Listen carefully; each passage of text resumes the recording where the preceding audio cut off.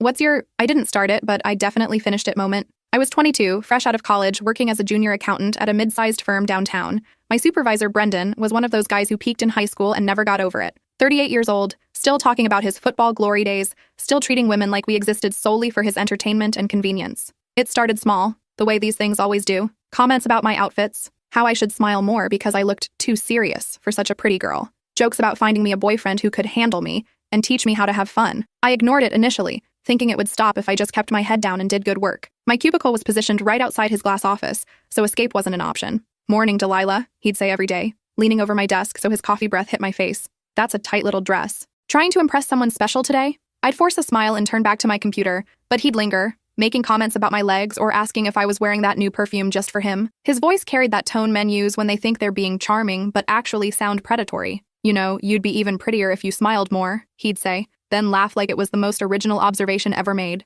The other women in the office would shoot me sympathetic looks but never said anything directly. I understood why later. The whispered conversations in the bathroom told the real story. 3 women had already been forced out after filing complaints against Brendan. Their careers were systematically destroyed, their references poisoned, their reputations smeared across the industry. "Just keep your head down and don't give him any ammunition," whispered Patricia from payroll during one of our brief kitchen encounters. "He gets bored eventually if you don't react." Jennifer tried to fight back last year and now she can't get hired anywhere in the city. But Brendan wasn't getting bored with me. If anything, my lack of response seemed to encourage him. He interpreted my professional politeness as playing hard to get. Then came the touching. It started with a hand on my shoulder that lingered too long during meetings. Accidental bumps in the hallway where his hand would graze my chest or hip. When I wore dresses, he'd find excuses to walk by my desk and look down my neckline, sometimes even bending over to point at something on my computer screen. "Let me show you how to fix that spreadsheet error," he'd say, pressing his body against my back as he reached over to use my mouse. His breath would be hot on my neck, his hand sometimes, accidentally, brushing my breast as he moved. I started documenting everything in a secret folder on my personal laptop. Times, dates, witnesses present, exact quotes when I could remember them, but I felt completely powerless. Brendan was best friends with Thomas, the HR director. They played golf together every weekend at the country club. He was also tight with 2 of the senior partners, having gone to college with one and serving as best man at the other's wedding. The company culture made it clear that Brendan was untouchable. He brought in the biggest clients, had connections throughout the industry, and was being groomed for a partnership track. Meanwhile, I was a recent graduate with student loans and no family connections. Who would believe me? Who would even care? "Don't take it personally," advised Melissa from the front desk. "That's just how Brendan is. He doesn't mean anything by it." But I could see in her eyes that she knew better. She was just protecting herself by staying invisible. Things escalated gradually over my first 6 months. Brendan started calling me into his office for private consultations about my work. These sessions would last an hour or more, during which he'd sit on the edge of his desk instead of behind it, positioning himself so I had to look up at him. He'd compliment my appearance more than my actual work performance. "You're really blossoming here, Delilah," he'd say, his eyes scanning my body. "I can see you have a lot of potential. With the right guidance and mentorship, you could go far in this company." The implication was always clear. The right mentorship meant his mentorship. Going far meant going along with whatever he wanted. He started inviting me to lunch, just the 2 of us. When I made excuses, he'd frame it as a work requirement. "Part of your professional development," he'd explain. "You need to learn how business is really conducted. That happens over meals, not in conference rooms." During these lunches, he'd order wine and pressure me to drink. "Come on, live a little. You're always so buttoned up." When I'd stick to water, he'd joke about how I was no fun and needed to loosen up if I wanted to succeed in business. He'd tell me about his college days, his brief semi-professional football career, his connections in the industry, always with the underlying message that my success depended on staying in his good graces. "I like you, Delilah," he'd say, reaching across the table to touch my hand. "You remind me of myself when I was starting out, hungry, willing to do what it takes to get ahead." The breaking point came during our annual company retreat at the Riverside Resort, a sprawling complex 2 hours outside the city. The entire firm spent 3 days there for team building and strategic planning, though mostly it was an excuse for the partners to play golf and everyone else to drink by the pool. I'd managed to avoid Brendan for most of the retreat by staying close to groups of other employees. But on the final evening after the company dinner and award ceremony, I found myself alone at the hotel bar. Most people had either gone to bed or were continuing the party in someone's suite. I was catching up on emails before the next morning's early checkout. That's when Brendan appeared, sliding into the booth beside me before I could escape. He positioned himself to block my exit, trapping me against the wall. I could smell the whiskey on his breath, see the glassy look in his eyes that meant he'd been drinking steadily since the dinner ended. Well, he said, his voice thick with alcohol. "Look who's hiding out here all by herself, working even on vacation. That's dedication." "Just finishing up some client emails," I said, closing my laptop. "I should probably head to bed soon. Early flight tomorrow." "Hold on there, speed racer," he said, his hand landing on my arm to prevent me from standing. "The night's still young. We should talk." "About what?" I asked, though I already knew where this was heading. "About your future here," he said, his hand moving to my thigh. "You know, Delilah, You could advance a lot faster in this company if you were more cooperative, more of a team player. His fingers squeezed my leg, and I felt sick to my stomach. I think I am a team player, I said, trying to keep my voice steady. My performance reviews have been good. He laughed, a sound with no humor in it. Performance reviews? That's cute. You think this business is about spreadsheets and client reports? It's about relationships, sweetheart. Personal relationships. His hand moved higher on my thigh, and I tried to slide away. The booth was too narrow, and he was pressed against my side, using his body weight to keep me trapped. I think there's been a misunderstanding, I said, my heart starting to race. No misunderstanding, he said, his face closer to mine now. I've been patient with you for 6 months, giving you time to settle in, get comfortable, but I'm done waiting. You're going to come up to my room tonight, or your career here is over. Simple as that. His breath was hot against my cheek, and I could feel panic rising in my throat. This was really happening. After months of escalation, he was finally making his move. That's when I noticed something that changed everything. His phone was sitting on the table, screen facing up. A voice memo app was open, the red recording light blinking steadily. He was recording our conversation. What's that for? I asked, nodding toward the phone. He followed my gaze and grinned, showing teeth stained by red wine and whiskey. Insurance policy, sweetheart. In case you get any bright ideas about reporting this conversation later. Your word against mine, except I'll have proof that you were flirting, asking for it, leading me on. He leaned closer, his lips almost touching my ear. You think anyone's going to believe that sweet little Delilah was just an innocent victim? When I play them this recording of you agreeing to come to my room? But Brendan had made one crucial mistake in his drunken confidence. He was too intoxicated to notice that I'd already switched our phones earlier in the evening. When he'd gone to the bathroom during dinner, I'd seen him leave his phone on the table. On impulse, I'd swapped it with mine. Our phones were identical models with the same black protective cases. The phone currently recording on the table was mine, which I'd immediately set to airplane mode. His actual phone, the one with all his contacts, photos, and files, was sitting in my purse. You know what? I said, forcing my voice to sound thoughtful rather than terrified. Maybe you're right. Maybe I have been too focused on just the work side of things. His grip on my thigh loosened slightly as he smiled with satisfaction. Now you're talking sense. I knew you were smarter than you let on. For the next 25 minutes, I let him talk, and talk, and talk. The alcohol had loosened his tongue completely, and his arrogance made him careless. He detailed exactly how the system worked at our firm, and apparently several others in the city, which managers were involved in the network, how they selected targets, what happened to women who refused their advances or tried to file complaints. It's not just about sex, he explained, his hand still on my leg, but his focus now on bragging about his power. It's about control, about knowing your place in the hierarchy. These young girls come in thinking they're going to change the world with their degrees and their ambition. Someone has to teach them how things really work. He named names, described specific incidents with other women, including some who'd left the company under mysterious circumstances. He bragged about having compromising photos of a junior associate named Rebecca, who'd been convinced to quit after refusing his advances. Thomas in HR is key to the whole operation, he continued, apparently forgetting that he was supposedly recording this as evidence against me. He buries any complaints that come in, makes the paperwork disappear, helps us build cases against troublemakers by documenting their performance issues and attitude problems. He described a network that extended beyond our firm, involving managers at competing companies who shared information about women who'd filed harassment complaints, effectively blacklisting them from the entire industry. The beauty of it is, they do most of the work themselves, he said with a laugh. They get so frustrated and demoralized that they just quit. Problem solved. No messy legal battles. The most damaging part came when he started talking about specific partners in the firm who were aware of his behavior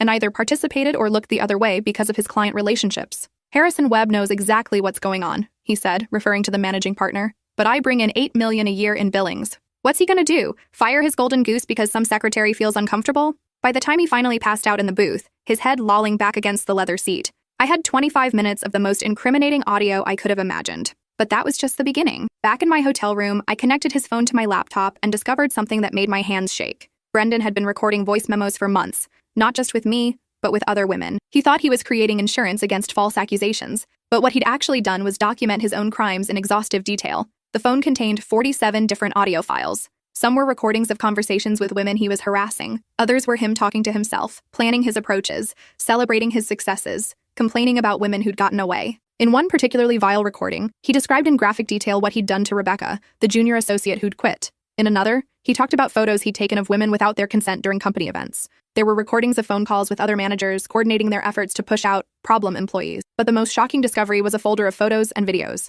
Pictures taken up women's skirts during meetings. Photos from the company Christmas party where he'd drugged women's drinks and photographed them in compromising positions. Videos recorded through the office windows of women changing clothes, thinking they had privacy. I spent the entire night downloading everything to multiple external drives and cloud storage accounts. By dawn, I had copies of nearly 6 months of evidence documenting a systematic pattern of sexual harassment, assault, drugging, and illegal surveillance involving at least 15 women and half a dozen male managers across 4 different companies. Monday morning, I walked into the office with a plan, but I didn't go to HR first. I didn't go to the partners. I went straight to the local news station. WZTN Channel 7 had an investigative unit led by reporter Roxanne Torres, who'd won awards for exposing corruption in local government and business. When I called and said I had evidence of a sexual harassment network involving multiple companies, she agreed to meet me immediately. "This is bigger than just workplace harassment," she said after reviewing just the first few recordings. "This is organized criminal activity. Drugging people, taking photos without consent, conspiracy to destroy careers. We're talking about felony charges." While she began preparing her investigation,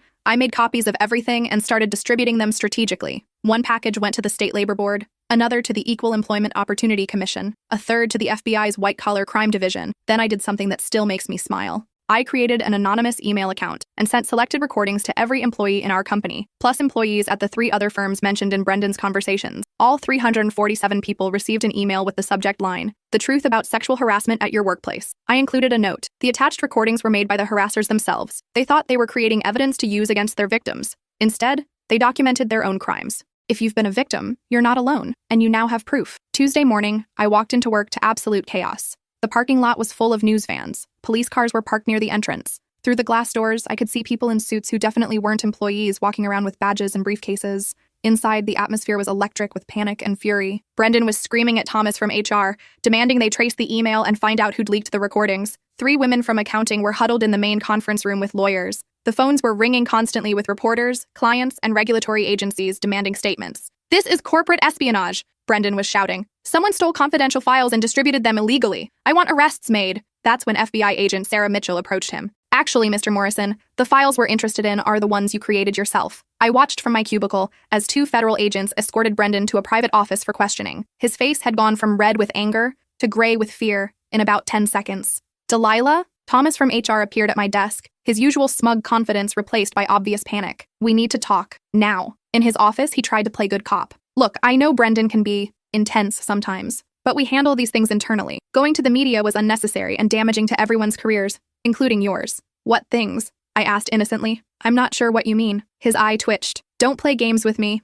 I know you're behind this somehow. The timing is too convenient." "Behind what?" I continued. "I came to work like any other day and found the office full of FBI agents. Maybe you should ask Brendan what he did to deserve federal attention." Before Thomas could respond, Agent Mitchell knocked on the door. "Mr. Thomas, we need to speak with you about your role in suppressing harassment complaints and destroying personnel files." I excused myself and returned to my desk, where I pretended to work while watching the drama unfold around me. By lunchtime, 4 more employees had been taken for questioning, including 2 senior managers whose names had appeared in Brendan's recordings. The news story broke that evening during the 6 o'clock broadcast. Roxanne Torres had worked around the clock to verify the recordings and gather additional testimony. Her investigation revealed a network of sexual harassment spanning 6 companies in the metropolitan area, involving over 30 women and at least 12 male managers. These recordings, made by the perpetrators themselves, document a systematic campaign of sexual harassment, assault, and career sabotage, Torres reported. Federal investigators say this may be the largest workplace harassment conspiracy ever uncovered in this region. The story included interviews with 5 women who'd been targeted by the network. Their faces were obscured, but their stories were devastating. One woman described being drugged at a company party and waking up with photos of herself being circulated among male managers.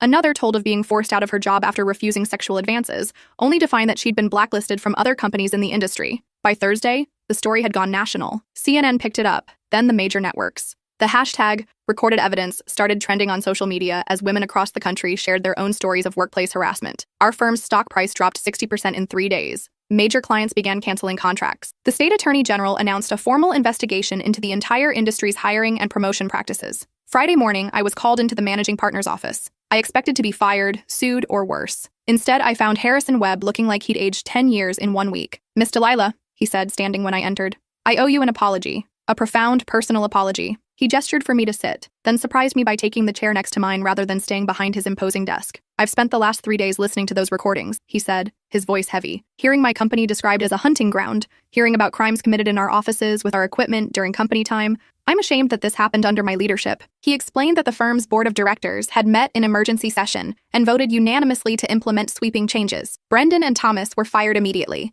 along with 4 other managers. An independent firm would handle all harassment complaints going forward. Sensitivity training would be mandatory for all employees, starting with senior management. "We're also promoting you to senior accountant, effective immediately," Webb said, "along with a 50% salary increase and a position on our newly formed ethics oversight committee. It's not enough, and it doesn't undo the harm that was done, but it's a start." "What about the other women who were targeted?" I asked. "We're reaching out to every woman named in those recordings to offer restitution and public apologies." Several have agreed to return to the company in elevated positions. Others are pursuing legal action, which we will not contest. And Brendan? Webb's face darkened. Brendan Morrison will never work in this industry again. The FBI has charged him with multiple felonies, including sexual assault, drugging, invasion of privacy, and racketeering. His trial starts in 6 months. The real satisfaction came during that trial. 27 women testified against Brendan and his network. His wife had left him before the charges were even filed, taking their 2 children and moving back to her parents' house in another state. His $800,000 suburban home was in foreclosure. His country club membership had been revoked.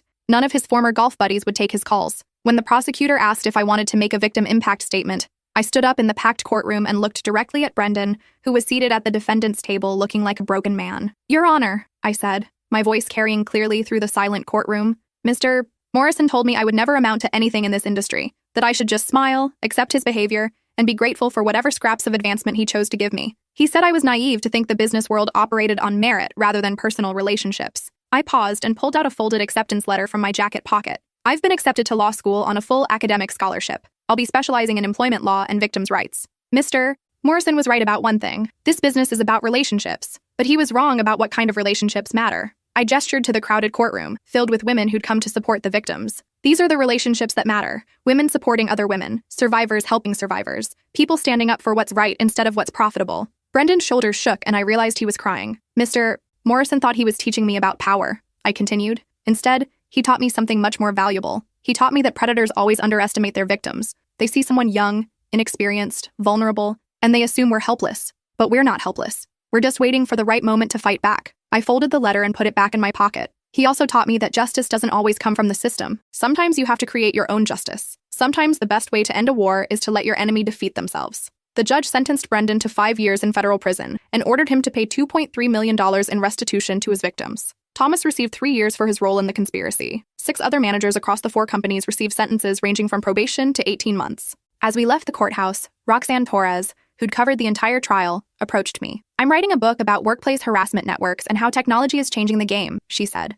"Would you consider writing the foreword?" The book, titled Recorded Evidence: How Predators' Own Words Brought Down a Harassment Network, became a bestseller. My foreword opened with the line, "The most dangerous moment for any predator is when they start believing their own lies about being untouchable." 3 years later, I graduated law school at the top of my class. Roxanne had left journalism to become my business partner, and we opened Torres & Associates, specializing in employment law and workplace harassment cases. Our first major victory involved exposing a harassment network at a tech startup, using the perpetrator's own Slack messages and recorded Zoom calls as evidence. The firm where I'd worked as a junior accountant was now held up as a model for how companies should respond to harassment scandals. Harrison Webb regularly spoke at conferences about the importance of believing victims and taking swift action against predators. The recordings Ms. Delilah provided didn't just expose criminals, he'd say in his presentations. They saved our company's soul. During my law school graduation ceremony, I received an unexpected letter forwarded by the prison system. It was from Brendan, writing from federal prison. "I hope you're satisfied," it read. "You destroyed my entire life, my marriage, my career, everything I worked for. All over a misunderstanding. You could have just talked to me like an adult instead of playing games and setting traps." I wrote him back. One sentence. "You destroyed your own life." I just pressed play. Last month marked the 5-year anniversary of the scandal. Our law firm now employs 15 attorneys and has offices in 3 cities. We've handled over 200 harassment cases with a 94% success rate. More importantly, we've seen real cultural change in how companies handle these issues. 3 of Brendan's former victims now hold senior positions at Fortune 500 companies. Patricia from payroll is now the CFO of a major nonprofit. Rebecca, the junior associate who'd been forced out, became a federal prosecutor specializing in white-collar crime. "You gave us our voices back," Rebecca told me at a conference where we were both speakers. "Not just by exposing what happened, but by showing us that we had more power than we realized." I still keep that original recording on my phone, though I've never had to use it again. Not for legal reasons. The case is long closed. I keep it as a reminder of something important. Predators count on their victims staying silent, staying scared, staying isolated. They see someone young, inexperienced, vulnerable, and they assume we're powerless. They think they can control the narrative, manipulate the evidence, and use their positions of authority to silence anyone who threatens them. But they always forget one crucial detail. Their biggest weakness is their own arrogance. They can't resist bragging about their power, documenting their conquests, building monuments to their own cleverness. Brendan started a war he thought he'd already won. He had all the advantages: age, experience, connections, institutional support. He controlled my career, my references, my future in the industry. What he didn't control was his own mouth. Sometimes the best revenge isn't getting even. It's letting your enemy destroy themselves while you document every word. Sometimes justice doesn't come from the system. Sometimes you have to record it yourself. And sometimes the most satisfying victory is when your oppressor realizes that they handed you the weapon you used to defeat them. Brendan thought he was teaching me my place in his world. Instead, he taught me to build a better world where predators like him have no place at all. I didn't start that war, but I definitely finished it.